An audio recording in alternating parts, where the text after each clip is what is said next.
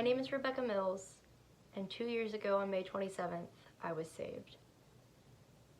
It started when I was working at a club in the downtown Sarasota, Bradenton area. I was visiting a friend in Florida and decided to get a job while I was there, just kind of something to pass the time.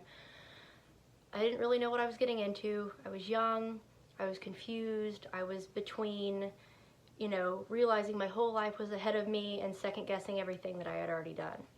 So when I met these people and I started working, I felt safe, I felt like I had a family, I felt like I belonged, and don't let that contradict anything that I'm going to say, but there's a reason that's important and I'll get to that in a sec.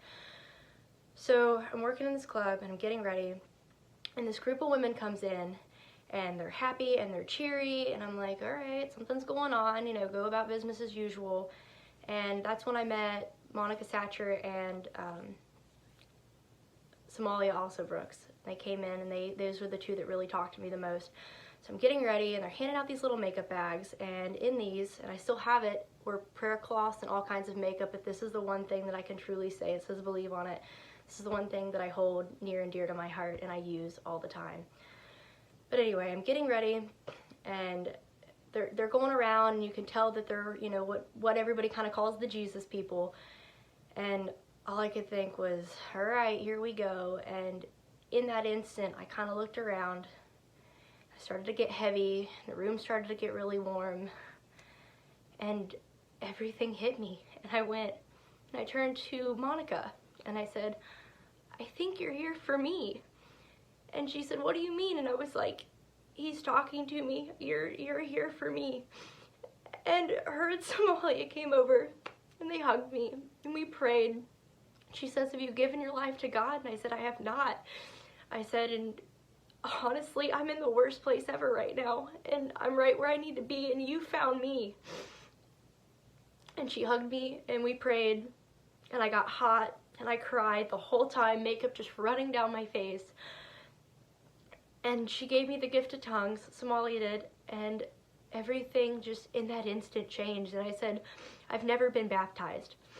And she was like, you're kidding. And I was like, no. And I started to tell her, and I was in college, and it was like I had all this emotional baggage, and I had, childhood trauma and trauma from being in high school, and anything from car wrecks to being bullied to, not having parental support. And at the same time, I was, trying to find out who I was as, a young woman, and trying to find myself. And I was in an abusive relationship, and just nothing was where it needed to be.